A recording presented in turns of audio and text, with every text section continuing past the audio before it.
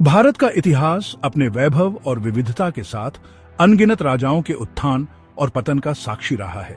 फिर भी कुछ नाम समय के गलियारों में गूंजते रहते हैं, उनके कर्म राष्ट्र की गाथा के ताने बाने में रचे हुए हैं।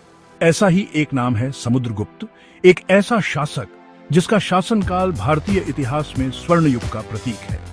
4वीं शताब्दी ईस्वी में प्रतापी गुप्त वंश के समुद्रगुप्त सत्ता में आए।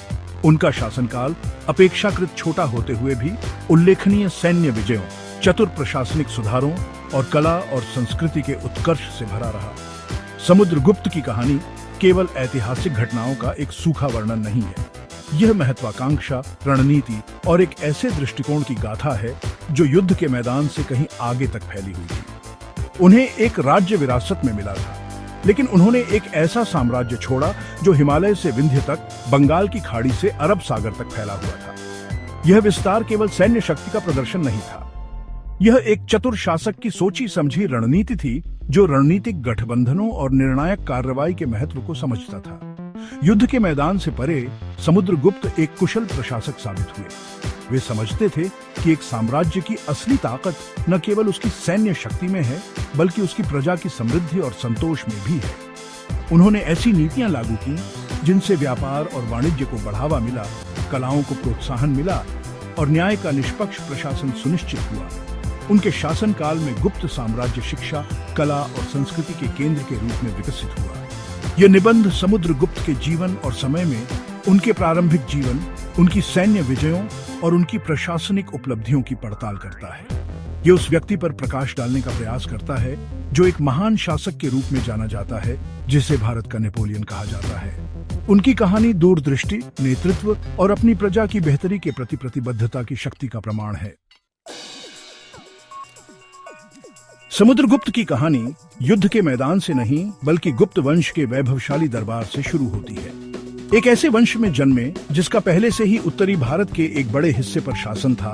समुद्रगुप्त शक्ति और महत्वाकांक्षा की विरासत के उत्तराधिकारी थे। उनके पिता चंद्रगुप्त प्रथम एक चतुर शासक थे जिन्होंने गुप्त साम्राज्य के विस्तार की नींव रखी थी। उनकी माता कुमार देवी शक्तिशाली लिच्छवी वंश से थीं, एक रणनीतिक गठबंधन जिसने गुप्तों की स्थिति को और मजबूत किया। छोटी उम्र से ही समुद्रगुप्त को नेतृत्व के लिए तैयार किया गया था। उन्होंने युद्ध, राजनीति, कूटनीति और कला में व्यापक शिक्षा प्राप्त की। ऐतिहासिक वृत्तांत बताते हैं कि उन्होंने सभी विषयों में उत्कृष्ट प्रदर्शन किया, एक तेज बुद्धि और नेतृत्व के लिए एक स्वाभाविक योग्यता का प्रदर्शन किया।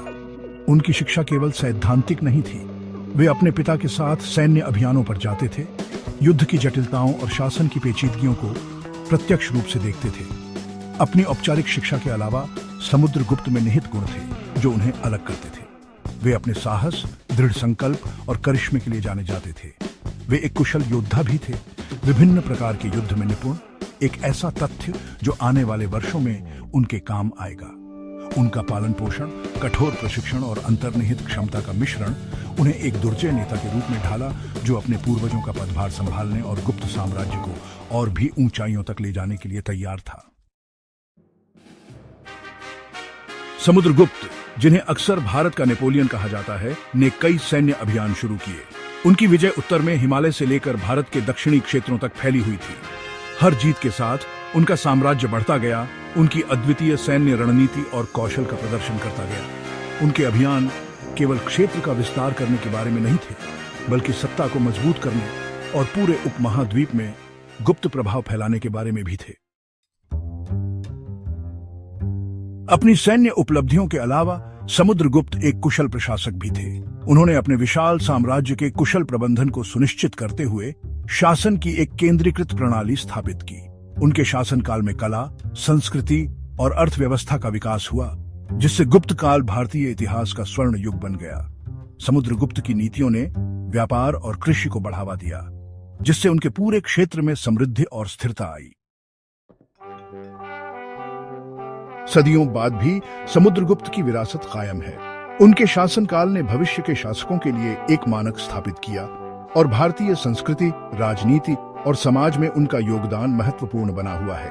उनके नेतृत्व में गुप्त साम्राज्य प्रगति और एकता का प्रतीक बन गया। उनका जीवन और उपलब्धियां हमें उस समय की याद दिलाती रहती हैं जब भारत अपार शक्ति और सांस्कृतिक समृद्धि का देश था।